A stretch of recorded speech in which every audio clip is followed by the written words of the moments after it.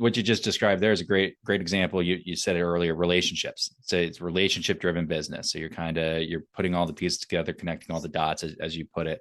Uh, and it's service. So you get what you're passionate about, and you get to build out relationships and make it about relationships, which is a big deal. Uh, I gotta imagine, man. Not for nothing. I know I've got the doc, a therapist, as a business partner here and on the podcast. Uh, it's got to be hard to kind of get in there when people are dealing with what they're dealing with, though. I mean, you're dealing with people when they're, I don't want to say it unstable, but emotionally sensitive, emotionally at risk. That's a challenge, It right? is. It's an incredible challenge. It's and to be completely transparent with you, it's something that I frankly suck at, like balancing. And I'm getting better at it, but I'm an empath. Like I feel these people's pain. I wear it for days at times. I'm learning to get better at that. This is not something that I'm necessarily trained in yet. I have my own experiences that I can draw from, my own processes and coping mechanisms that I can draw from, but it's the people that have come around me and have given me, hey, try this, that have helped me learn how to cope myself. And then there's those that come with me and meet these families and are there to unpack what we just experienced together, and that's made a huge difference. We're changing the way we approach these emergent need, call them deliveries, when we go and meet with the family. Um, that's going to be very different in the next few months. We're developing an actual internal program where we can train these individuals and myself, um, working with therapists. It's necessary. It's absolutely necessary. I think that's the piece that's important, and I'm glad you kind of highlighted a little bit of working with therapists, and I think that gets lost a lot of the world. Obviously, that's my background, and realize I don't think people realize how much training we have to go to be able to separate those things out, because we do hear a lot each day, and be able to not let our own feelings come in when we're dealing with others people. So some of the worst things you can do if you're trying to be supportive is to break down in when you're trying to be supportive of the other people, right?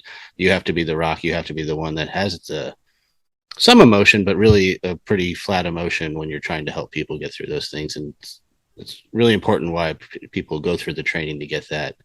Right. And I appreciate you, Hayden, like pointing that out, that you do work a lot in conjunction with mental health therapists that are trained in that to kind of make sure the people are getting the right care. There's a lot of people out there that they try to wing it, and it causes a lot of damage. Right. Yeah. I have established care with therapists specifically for unpacking these emergent needs. Our partner, the organization that we work with, is um, Children's Home Society, and their coordinator is a therapist. And I've established care with this person so that I can unpack these cases that she's also familiar with. Obviously, we're not doing HIPAA violation type stuff, but I'm talking about and unpacking my experience. It's something she's aware of. So, um, I'd love to hear your opinion on something. I was on a call yesterday with a woman named Jennifer, and she was a Broadway dancer turned comedian, and she's talking about how when an actor assumes a role, they do a physical thing. She called it a ritual. It's pushing against a wall or clapping their hands or jumping up and down. Doesn't matter what it's something physical.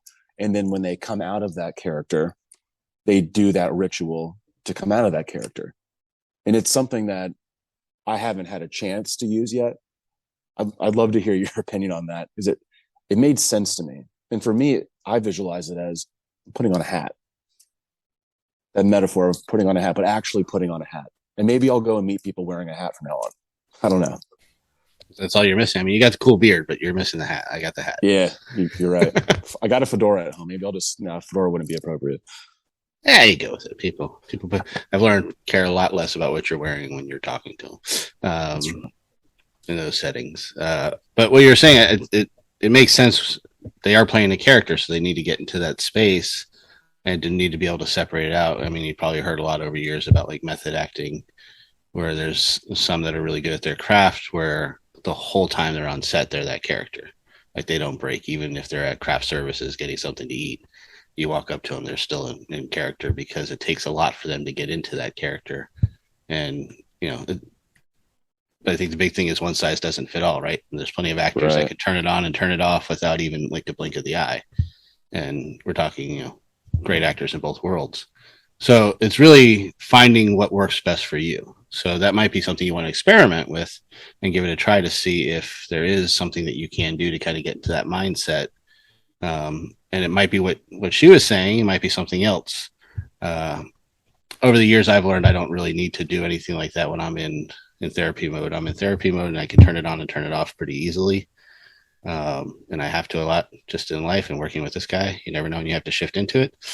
Um, just want to see if he's paying attention. Just check and see if we got you still. And adding a little levity to the conversation because it is a tough one for a lot of people maybe listening, might be thinking about a lot of this stuff. But yeah, so it is really trying to find what works best for you, like in most things. But don't be afraid to try different things and see what kind of works.